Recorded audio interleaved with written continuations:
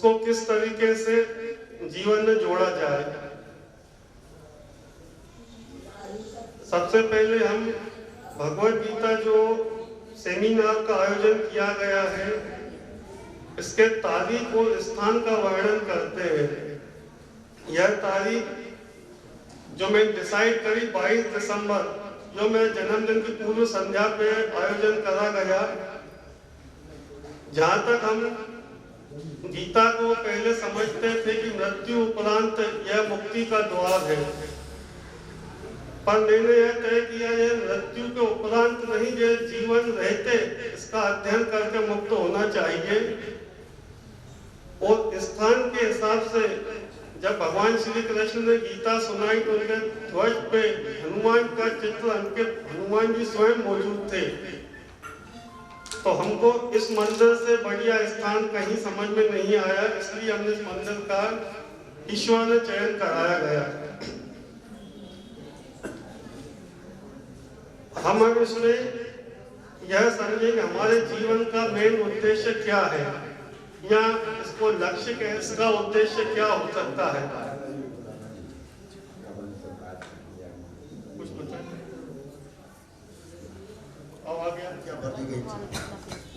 क्योंकि उनको मालूम था कि अगर सनातनी गीता को पढ़ेगा, प्रतिदिन पढ़ेगा, उसका अनुपालन करेगा, तो सनातन धर्म नष्ट नहीं हो पाएगा। तो अभी जैसे अनिल जी ने बताई ये बात, ये सब लोग अपने दिमाग में रख लें कि गीता नियमित पाठ करने वाली चीज है, न कि गीता घर में रखने वाली वस्तु है। गीता ही हमारा जीवन है और गीता से ही हमारा जीवन है। इसमें जो लोग बोलने से संकोच कर रहे हैं तो समझना पड़ेगी, गीता जो भगवान कृष्ण ने बोली थी, एक ही समय में 5 लोगों ने सुनी थी। पहली हनुमान जी, दूसरी अर्जुन ने, और तीसरी संजय ने, चौथे थे धृतराष्ट्र और 5वें थे वेद व्यास जी। पर सबको इसका अलग अलग रिएक्शन बैठा। अर्जुन ने गीता सुनी, उसने भगवान से क्वेश्चन करे तो अर्जुन को अलग आया, उसने पूरा विश्व युद्ध जीता। और संजय ने गीता सुनी, जिन्होंने लगभग 41 श्लोक बोले, वो दोनों ने आखिरी में भगवान को स्वीकार किया और अपना निर्णय दिया। जैसे प्रभु जी सुना गए कि जहाँ कृष्ण होंगे, अर्जुन होंगे, नीति होगी, वहीं विजय होगी। और धृतराष्ट्र महाराज ने सुनी थी, और उन्होंने भगवान को, कृष्ण को भगवान स्वीकार नहीं किया। अगर धृतराष्ट्र महाराज ने गीता सुनी, उसी समय दुर्योधन से कहते कि इनको पुराना याद करो, जब वो आए थे अपने पास से, उसमें समझौते के लिए 5 गांव दे दो, तुम 5 गांव देके वापस आ जाओ, युद्ध समाप्त हो जाएगा। पर धृतराष्ट्र ने उनको भगवान स्वीकार नहीं किया। इस हिसाब से गीता 5 लोगों ने सुनी, और अर्जुन, संजय और वेद व्यास, इन्होंने अपनी अपनी व्यक्तियां प्रकट दी। वेद व्यास ने गीता को रचित करा, सुनते गए, लिपिबद्ध करा। तो हमें कम से कम इस सेमिनार में अपने विचार रखना चाहिए। फिर हम अपने पुराने बातें, हमारे मनुष्य जीवन का उद्देश्य क्या है, वो परिचर्चा में कह रहे हैं। और प्रभु से मिलने की आराधना करता चाहता है। कैसे मिले, कैसे इस भव सागर से पार हो, इतना हम कहते हैं। और भैया आप आगे बताओ। आपने कहा सुख चाहते हैं,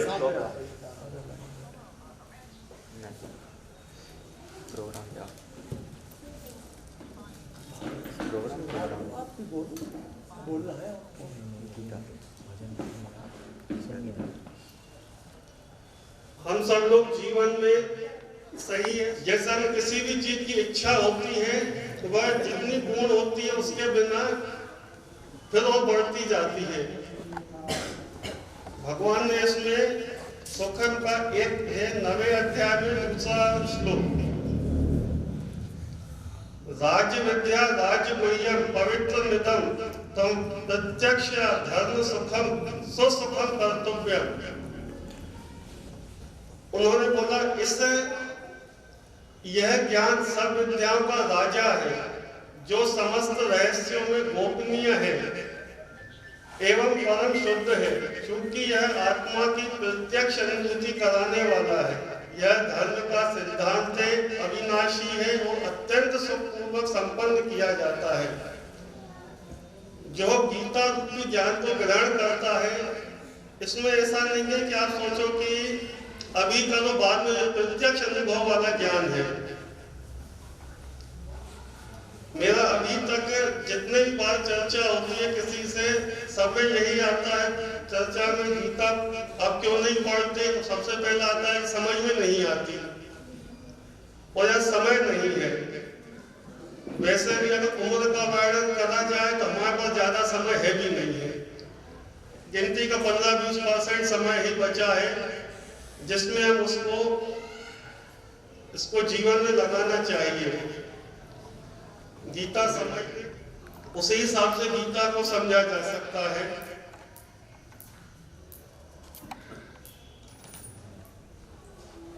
जो कुरुक्षेत्र की भूमि थी वह धर्म क्षेत्र था, इसलिए भगवान ने बोला, धृतराष्ट्र ने बोला, धर्म क्षेत्र कुरुक्षेत्र में मेरे और पांडु के पुत्रों ने क्या करा। एक क्षेत्र है, इसे जानने वाला क्षेत्रज्ञ कहलाता है। अब हमको यह देखना चाहिए कि इस क्षेत्र में किसका प्रभाव ज्यादा है, दुर्योधन का, भीष्म का, जहाँ दानवीर, कर्ण, द्रोणाचार्य, अर्जुन, कृष्ण का प्रभाव ज्यादा है।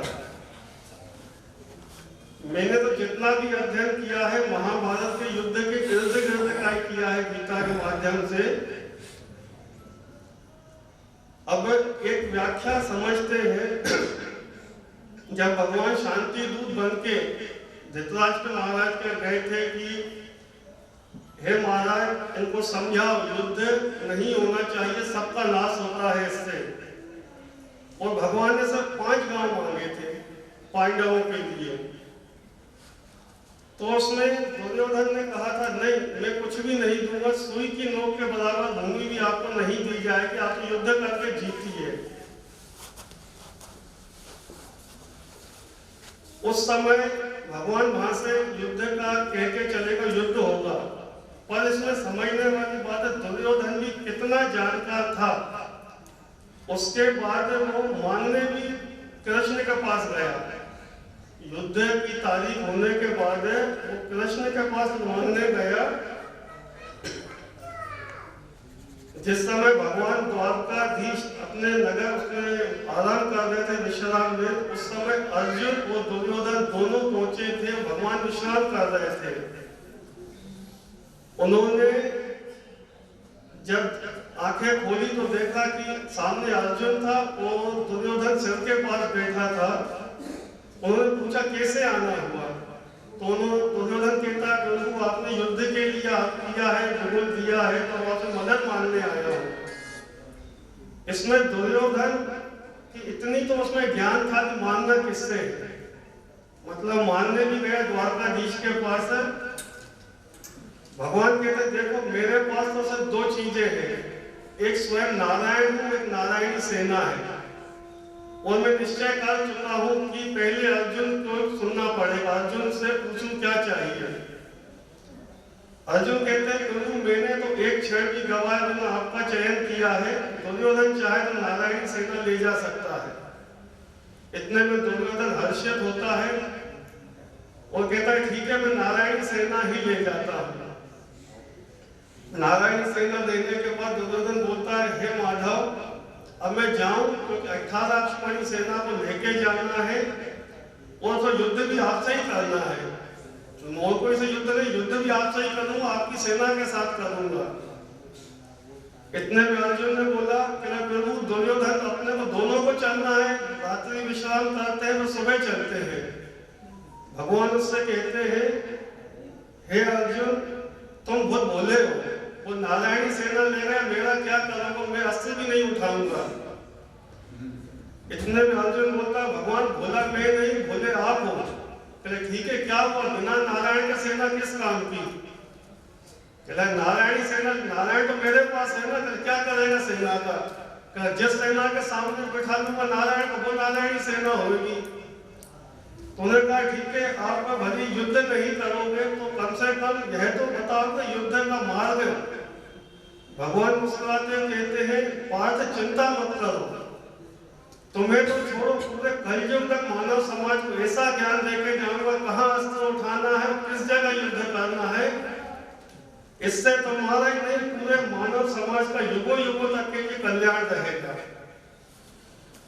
तो अब हम अपने जीवन में यह देखना चाहिए कि हमारे अंदर दुर्योधन हो दानवीर कर्ण, अगर दानवीर कर्ण का भी चिंतन करा जाए, दुर्योधन को सबसे बड़ा सहारा दानवीर कर्ण का था। दान कोई गलत चीज नहीं है, पर कर्तव्य समझ के करना चाहिए कि यह मेरा कर्तव्य है, मैं इसको दान करने के योग्य हूं।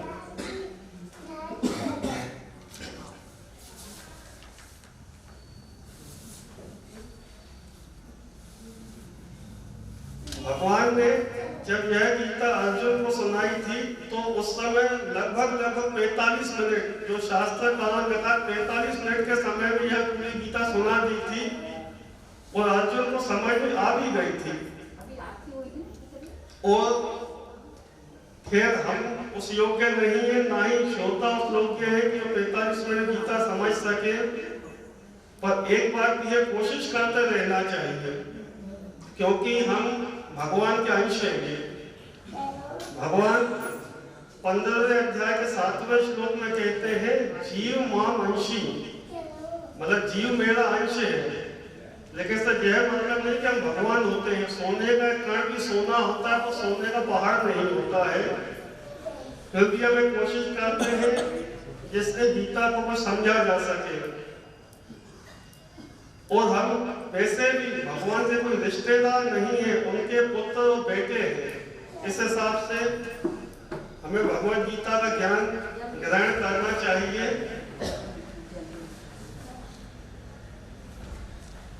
यह जो आयोजन का विषय है हालिया जाएंगे, यह हमारी सोच नहीं है, यह सनातन सोच नहीं है।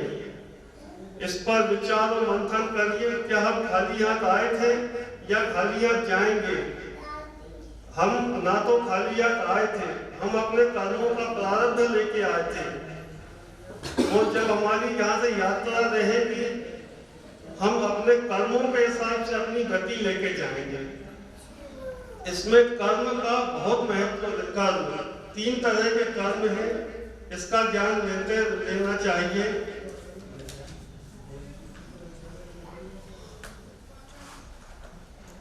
अब एक छोटी सी पारिवारिक व्याख्या सुना रहा हूं, जो दोस्तों के साथ हर समय होता है।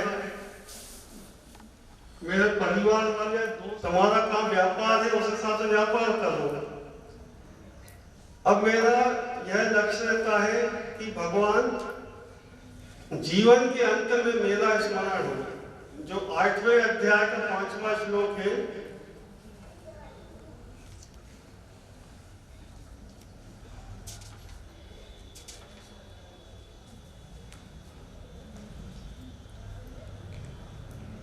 भगवान कहते हैं अंत काले च मामेव स्मरम कलेवरम यम कराति स मद्दम यान्ति न स्मरण संशयम। और जो जीवन के अंत में जो केवल मेरा स्मरण करते हुए शरीर का त्याग करता है, वह तुरंत मेरे स्वभाव को ही बता सकता है कि जीवन का अंत किस समय होगा। कोई किसी को फिक्स हो भाई 2 दिन 4 दिन या पल 2 पल, कुछ भी श्वास का भी नहीं सिमरण। इसी साल में गुरुवाणी में आता है श्वास श्वास सिमर गोविंद। हर श्वास में गोविंद का स्मरण होना चाहिए। हे कुंती पुत्र, शरीर त्यागते समय मनुष्य जिस जिस भाव का स्मरण करता है, वह उस भाव को निश्चित रूप से प्राप्त होता है। इसलिए हे अर्जुन, तुम सदैव कृष्ण रूप में मेरा चिंतन करते रहना चाहिए और साथ में युद्ध करने का कर्तव्य भी पूरा करो। अपने कर्मों को मुझे समर्पित करो और अपने मन और बुद्धि मुझ में स्थिर करके निश्चित रूप से तुम मुझे प्राप्त करोगे। इसमें भगवान बिल्कुल स्पष्ट रूप से संदेश देते, कृष्ण रूप में मेरा चिंतन करिए। अब बहुत से महानुभाव होते हैं कि सब में भगवान को देखना है, पर हम तो ऐसे हैं कि भगवान का विश्व रूप देखते हैं, जिसमें सबको भगवान के अंदर देखते हैं। हमने तो विश्व रूप का जो वर्णन देखा तो हर चीज भगवान के अंदर स्थापित है, ना कि भगवान उनके अंदर है। ठीक है, यह भी भावना अच्छी है कि सब में भगवान का दर्शन हो, पर अगर भगवान को सब उसी में देखा जाए तो प्रथम भगवान के दर्शन होते हैं। हे पार्थ, जो व्यक्ति मेरा स्मरण करने में अपना मन निरंतर लगाए रखकर अविचलित भाव से भगवान के रूप में मेरा ध्यान करता है, वह मुझको अवश्य प्राप्त होगा। इसीलिए हमारा यह सिद्धांत रहता है, कम से कम जब हम इस आयोजन को तैयारी करते हैं तो 3 या 4 महीने का वक्त लगता है आयोजन की तिथि, समय को सब तय करने में। उस समय हमारा मन भगवान में लगा होता। अगर उसी समय हमारा, अब हम थोड़ा नवे अध्याय का वाचन करते हैं। हम सब हिंदी वर्णन करेंगे, संस्कृत में कमजोर है।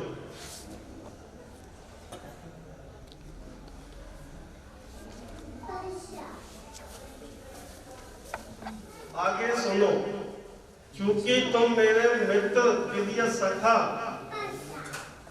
हो, अतः मैं तुम्हारे लाभ के लिए ऐसा ज्ञान प्रदान करूंगा जो कभी मेरे द्वारा बताए गए ज्ञान से श्रेष्ठ हो, जो अभी तक मेरे द्वारा बताए गए ज्ञान से श्रेष्ठ होगा।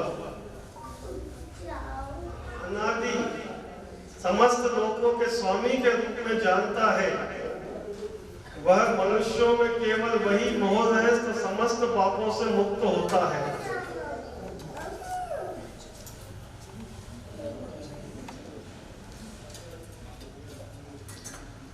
बुद्धि, ज्ञान, संचय तथा मोह से मुक्ति, क्षमा भाव, सत्यता, इंद्रिय निग्रह, मन निग्रह, सुख तथा दुख, जन्म मृत्यु, भय, अभय, अहिंसा, समानता, दृष्टि, तप, दान, यश तथा अपेक्ष जीवों के लिए विविध गुण मेरे द्वारा ही उत्पन्न होते हैं।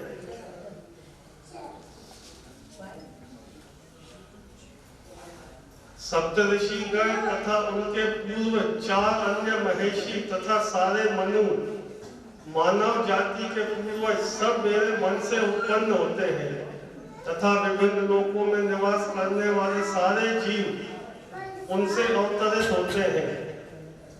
जो मेरे इस ऐश्वर्य तथा योग से पूर्णतः आश्वस्त है, वह मेरी अनन्य भक्ति में तत्पर होता है, इसमें तनिक भी संदेह नहीं है। अनन्य का एक अर्थ यह भी होता है अन्य कोई नहीं। अनन्य मतलब एक के अद्भुत होना। जैसे मीराबाई ने कहा था, मेरो तो गिरधर गोपाल दूसरा न कोई।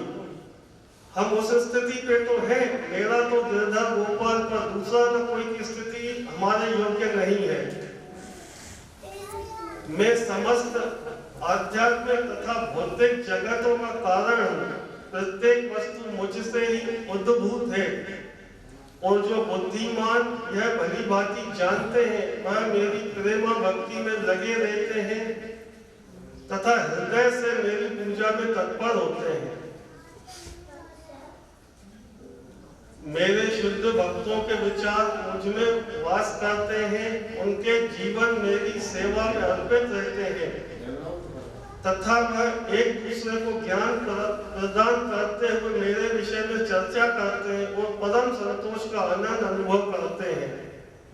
जो प्रेम पूर्वक मेरी सेवा करने में निरंतर लगे रहते हैं, उन्हें मैं ज्ञान प्रदान करता हूँ, जिसके द्वारा वे मुझ तक आ सकते हैं। मैं उन पर विशेष कृपा करके उनके हृदय में वास करते हुए ज्ञान के प्रकाशमान दीपक के द्वारा अज्ञान अंधकार दूर करता हूँ। अब हमें समझना चाहिए भगवान की हमारे ऊपर किस तरीके की कृपा है।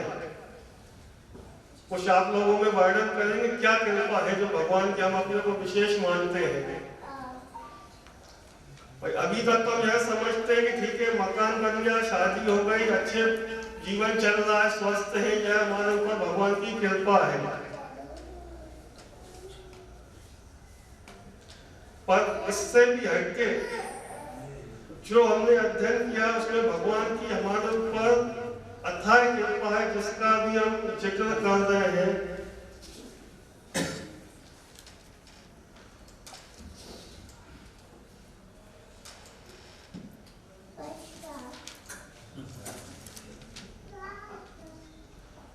सबसे पहले तो भगवान की कृपा हम पे वह आती है जब अर्जुन उनसे दूसरे अध्याय के 7वें श्लोक में कहता है, हे माधव, रथ को दोनों सेनाओं के मध्य लेके चलिए।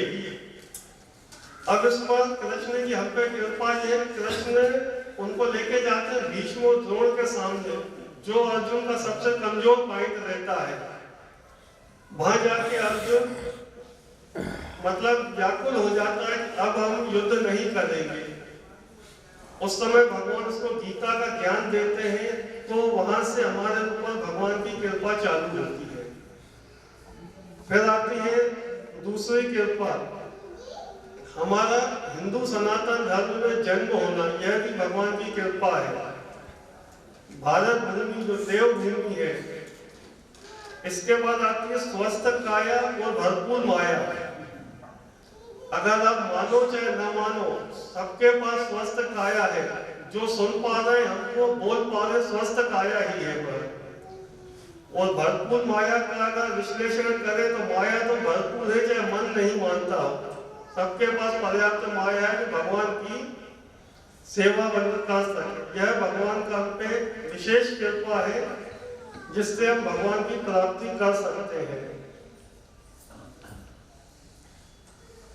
अब जो हम पीछे छूट गया कि गीता समझ में नहीं आती, इसका एक भावनात्मक चित्रण है।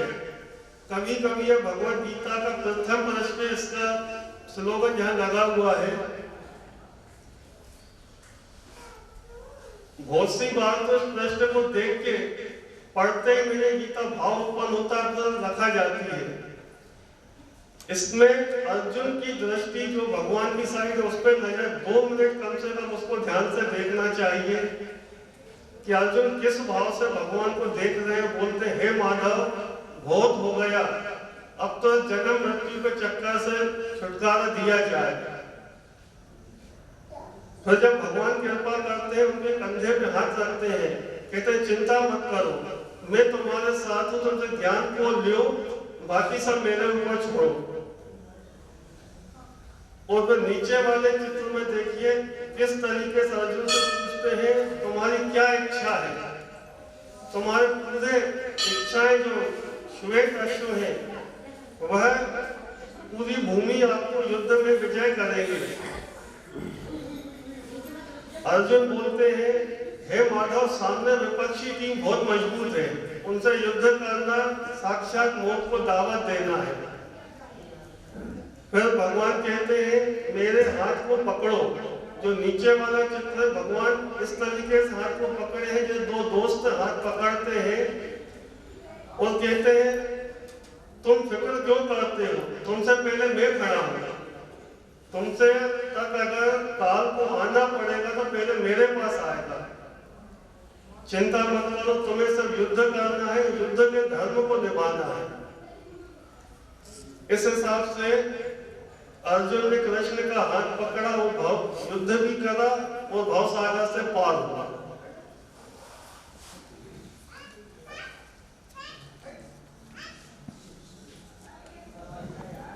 धर्म, इसमें धर्म 2 तरह का होता है, एक शरीर का धर्म होता है, एक आत्मा का धर्म होता है।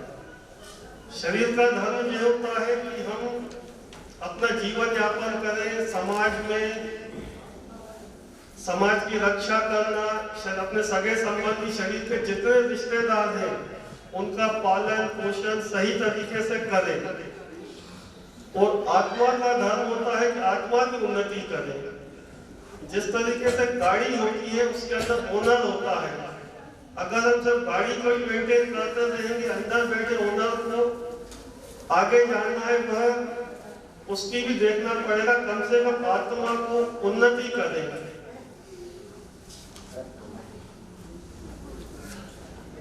संजय ने कहा, पांडु पुत्रों द्वारा सेना की व्यूह रचना को देख राजा दुर्योधन अपने गुरु के पास गया और यह शब्द कहे, हे आचार्य, पांडु पुत्रों की विशाल सेना को देखें, जिससे आपके बुद्धिमान शिष्य द्रुपद के पुत्र इतने विशाल कौशल्य से व्यवस्थित किया है।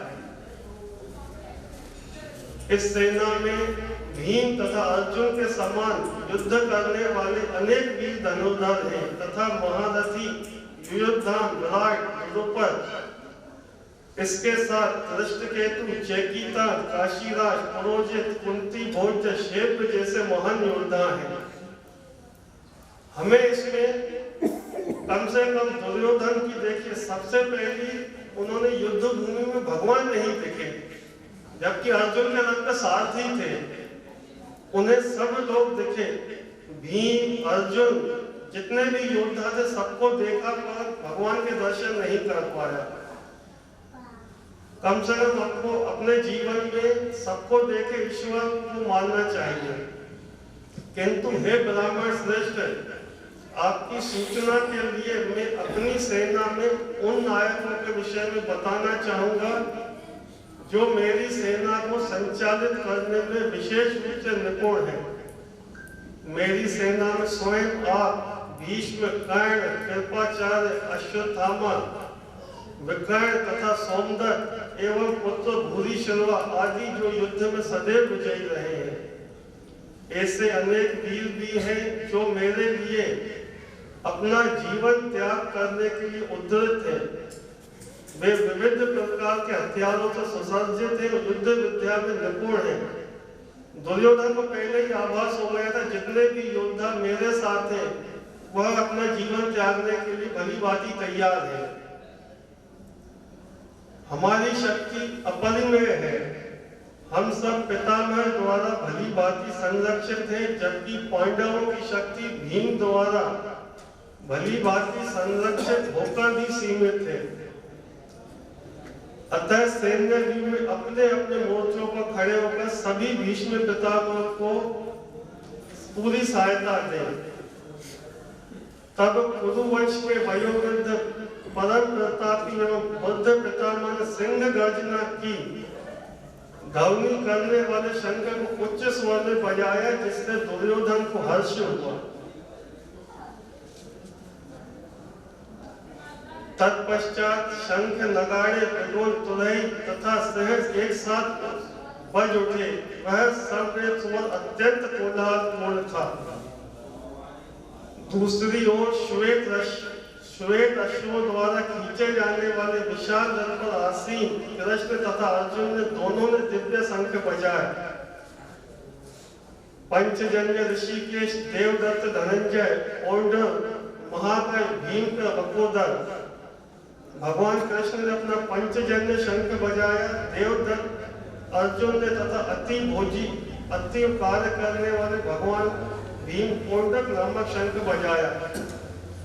इसमें जो पांडवों के साथ भगवान के साथ जिन्होंने युद्ध किया उनके शंखों के नामों का वर्णन है, जबकि कौरवों की सेना में किसी के भी शंखों का वर्णन नहीं किया गया है।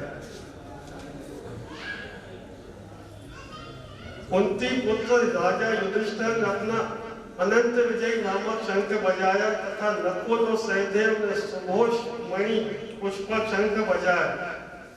महान धनुर्धर काशीराज, परम योद्धा शिखंडी, धृष्टद्युम्न, विजय, अजय, सात्यकी, द्रुपद, द्रौपदी के पुत्र, सुभद्रा के महाभाव पुत्र आदि सबों ने अपने अपने शंख बजाए। इन विभिन्न शंखों की ध्वनि कोलाहलपूर्ण बनकर आकाश तथा पृथ्वी को शब्दमान करती हुई धृतराष्ट्र के पुत्रों के हृदय विदीर्ण करने लगी। उस समय हनुमान से अंकित ध्वजा लगे रथ पर आसीन पांडु पुत्र अर्जुन अपना धनुष उठाकर तीर चलाने को उद्यत हुआ। हे राजन, धृतराष्ट्र पुत्रों को व्यूह में देखकर अर्जुन ने कृष्ण से यह वचन कहे,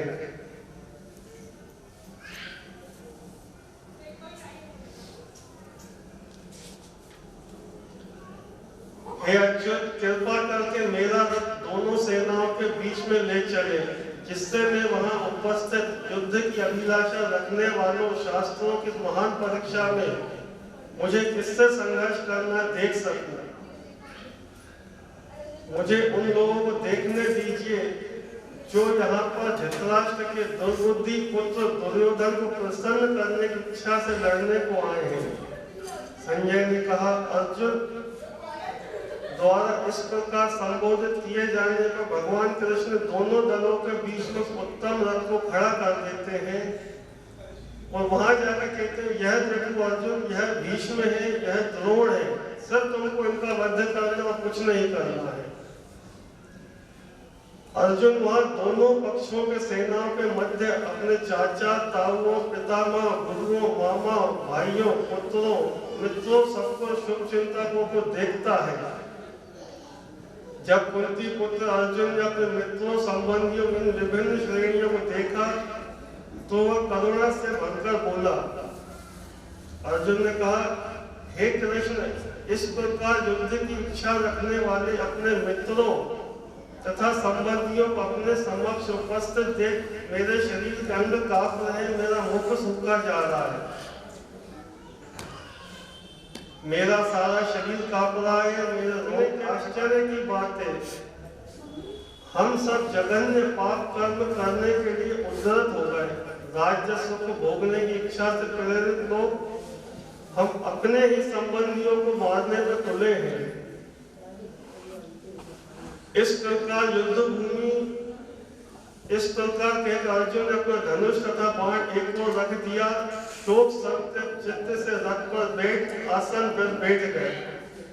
इस तरीके भगवद गीता के प्रथम अध्याय का समापन होता है।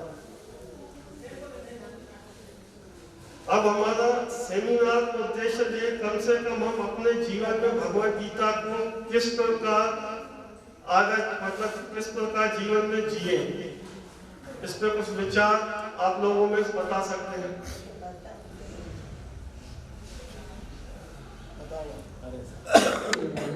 परंतु मैंने जो समझा है अभी तक, मेरी लगभग उम्र 60 वर्ष हो गई है, गीता और रामायण अपने को मोक्ष की ओर ले जाती है, गीता अपने जीवन जीने की कला सिखाती है कि अपन को जीवन कैसे जीना है। और रामायण जो है वो अपने जीवन के लिए हर व्यक्ति कहता है कि हमें अपने जीवन से मोक्ष मिले। हालांकि एक जगह तुलसीदास जी, हमने सुना है लोगों से, पढ़ा कहीं नहीं है, तुलसीदास जी ने ये कहा है कि मुझे प्रभु मोक्ष नहीं चाहिए, मुझे हर बार जन्म मिले मनुष्य का और मैं आपकी शरण में रहूं और आपका गुणगान करूं।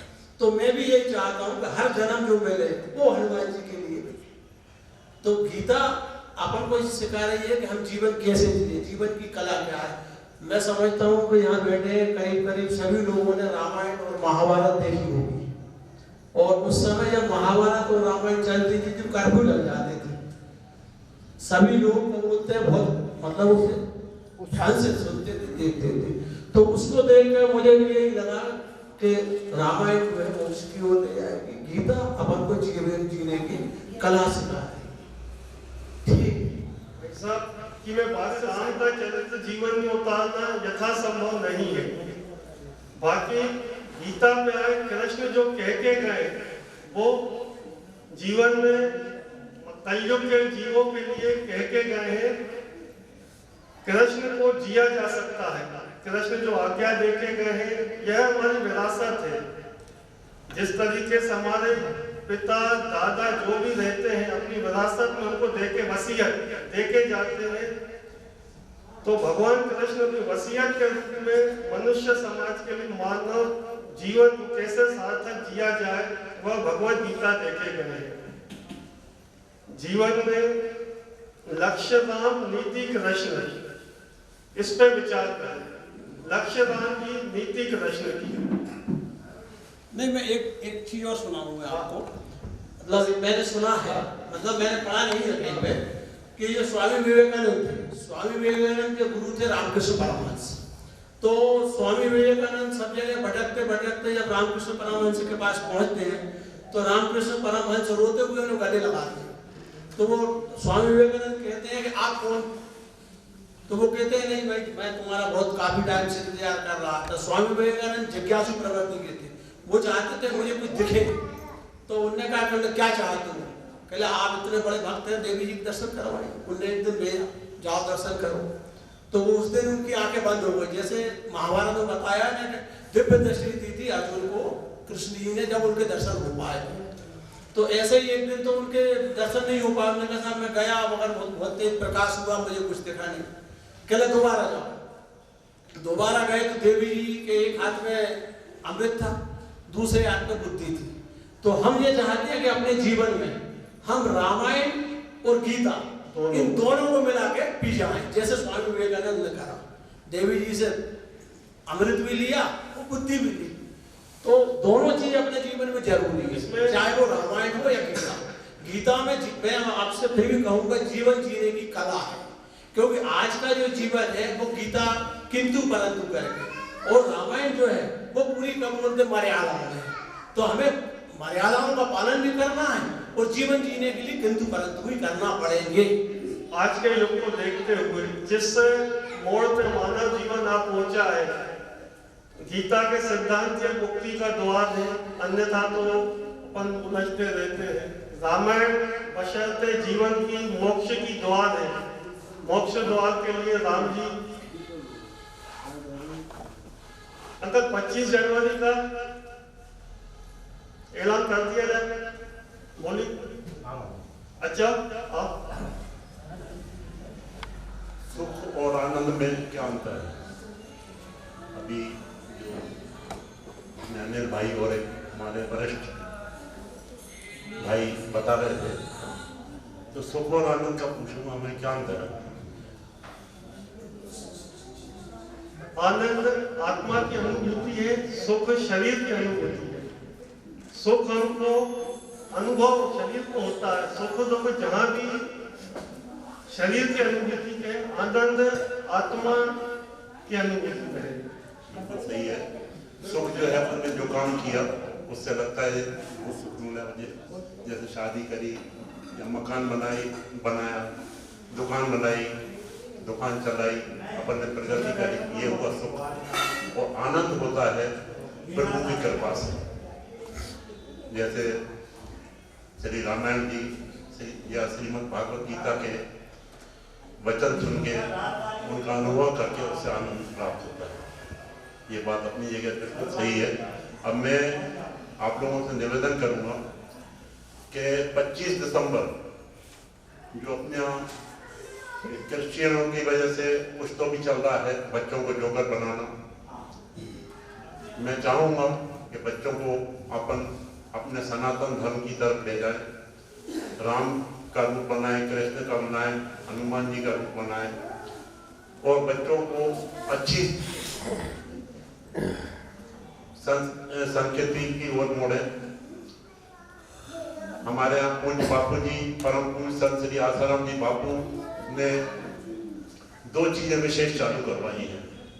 एक तो 25 दिसंबर को माता तुलसी का पूजन हो घर घर में और सभी तुलसी पूजन करें।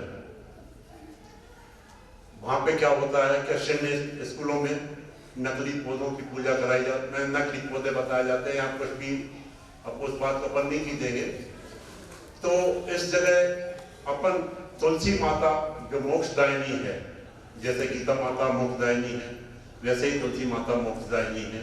मैं चाहूंगा सब लोग अपने अपने घरों में रोज, वैसे मेरे ख्याल से हिंदू परिवारों में तुलसी माता तो प्रत्येक घर में होगी, शायद ही है कि कोई घर ऐसा हो जहाँ ना हो, मगर उसकी पूजा रोज करें, रोज जल चढ़ाएं। रविवार को छोड़ के जल चढ़ाना चाहिए, रविवार को तुलसी माता पे जल नहीं चढ़ाना चाहिए। और विशेष तौर से 25 दिसंबर को, वैसे तो पूरा ही महीना दिसंबर का हमारा तुलसी पूजन में जाता है, और 25 दिसंबर को विशेष तौर से तुलसी माता की पूजा करते हैं, परिक्रमा करते हैं, प्रसाद चढ़ाते हैं, जैसी जिसकी भावना हो वैसा काम करें। और इसके बाद दूसरा जो 14 फरवरी, आप जानते हो 14 फरवरी क्या होता है? नहीं, मातृ पूजन दिवस तो बापू जी ने चालू करवाया है। माता पिता पूजन और गुरुजनों का पूजन 14 फरवरी को चालू करवाया है। वो पूरा फरवरी का महीना चलता है दोनों का। क्या होता था अभी तक 25 दिसंबर पे क्रिश्चियन लोगों द्वारा मदिरा पान कसाई खानों में होटलों में 25 दिसंबर से 1 जनवरी तक बहुत ही गलत काम होते रहते हैं, जो कि आप लोग समझ रहे होंगे, यहाँ मंदिर में कहना उचित बात भी नहीं है। मौज मस्ती होती रहती है, खाते पीते रहते हैं, इसी से आप समझ जाए। तो इसको ना करके अपन अपने हिंदू संस्कृति को मानते हुए 25 दिसंबर को तुलसी पूजन जरूर करें। अगर आप लोग सिंधी धर्मशाला डंडापुरा में आए तो स्वागत है, सुबह 9 बजे का टाइम है, और नहीं तो अपने अपने घरों में तो करें ही करें। और इसके बाद फिर आता है आगे चल के 14 फरवरी, उसका माता पिता और गुरुजन पूजन करवाते हैं। बहुत सारे स्कूलों में पूरे देश में क्या विश्व में चल रहा है तुलसी पूजन और माता पिता पूजन दिवस। आप सभी से निवेदन है 25 तारीख को तुलसी पूजन जरूर करें।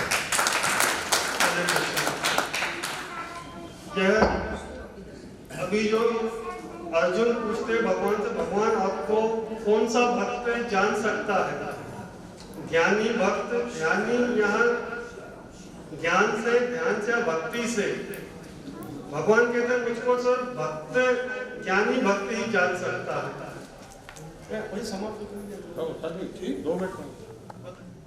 लेकिन जो सबसे आवश्यक काम अपनी आत्मा की उन्नति, अपनी आत्मा की उन्नति, अपनी सद्गति, जो कि जीवन के लिए सबसे बड़ा उद्देश्य है। इसके लिए मेरे हिसाब से तो इस आज के समय में मैंने पहले व्यक्ति देखे हैं, सम्मानीय वाधवानी जी, जो हमेशा प्रभु के द्वारा, प्रभु ने सिर्फ एक ही बार मनुष्यों की अपनी आवाज को मनुष्यों को सुनाया है, और उसका नाम है श्रीमद् भगवत गीता। उसके एक एक श्लोक, एक एक मंत्र है, अगर हम समझें, एक एक मंत्र का एक भाव है, और एक एक भाव में जो अर्थ निहित है, अगर प्रत्येक व्यक्ति उसे जीवन में उतार ले, हालांकि मैं स्वयं के लिए भी नहीं कह रहा कि मैं पूरा उतार के लिए भी ये कहता हूं कि कृपया करके वाधवानी जी जो काम कर रहे हैं, मेरे हिसाब से एक जोरदार तालियां इनके लिए दें। ये वो काम कर रहे हैं अच्छे अच्छे लोग नहीं कर पा रहे हैं। मैं बहुत बहुत साधुवाद।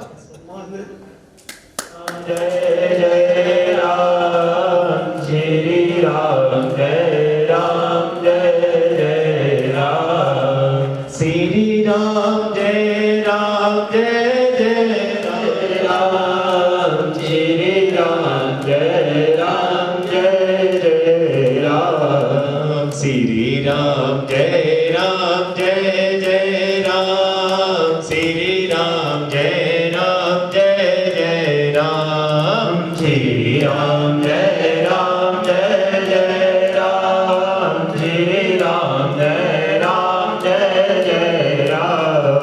हरे राम राम राम हरे हरे, हरे कृष्णा कृष्णा कृष्णा हरे हरे, हरे राम राम राम हरे हरे, हरे कृष्णा राम हरे हरे, हरे कृष्णा कृष्णा कृष्णा हरे हरे, हरे राम राम राम हरे हरे, हरे कृष्णा कृष्णा कृष्णा हरे हरे। बोलिए गजानन महाराज की जय।